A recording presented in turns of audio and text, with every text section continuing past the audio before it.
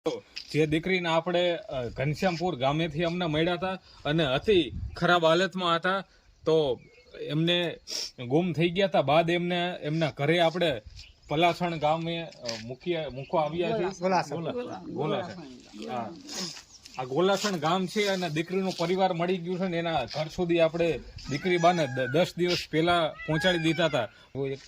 કેટલા ટાઈમથી તમે બહાર નીકળી ગયા હતા? કેટલા દી થી? 5 દી થી નીકળી ગયા હતા. બોલો, વાંધો નહીં, કઈ વાંધો નહીં. ખાધું નહીં, પીધું નહીં, કે ખાધું નહીં. હા, ખાધું તો ના. બહાર તો કોણ ખાવા દે? બહાર કોણ ખાવા દે? ઘર પરિવાર ખાવા દે, બહાર કોઈ ખાવા દે? કોઈ કે આમ છે, કોઈ કે આમ છે, કોઈ આમ છે, કોઈ આમ છે. કાયમ માથે ધોળું, કાયમ રખડું, કોને પડ્યું?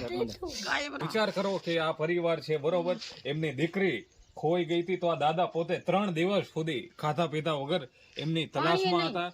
અને આ એક માજી છે, ઓલા માજી છે, કારણ કે કોઈ ઘરમાં કોઈ એવો પીઠ વ્યક્તિ નથી કે હલદમ કોઈ પોલીસને જાણ કરે કે મોબાઈલથી વાયરલ કરે જેથી કરીને આ મહિલા મળી શકે એવો કોઈ પીઠ વ્યક્તિ નથી. અને આ તમે જોઈ શકતા છો, સાવ ગઈઢા માવતર છે, એમની આ દીકરી છે, બહુ અતિ ખરાબ હાલતમાં હતા. ઘનશ્યામપુર ગામેથી અમને મળ્યા હતા, પણ સોશિયલ મીડિયાના માધ્યમથી એ દીકરી બાને એમના આપણે ઘર સુધી પહોંચાડી દીધા છે. કેવું ઘરે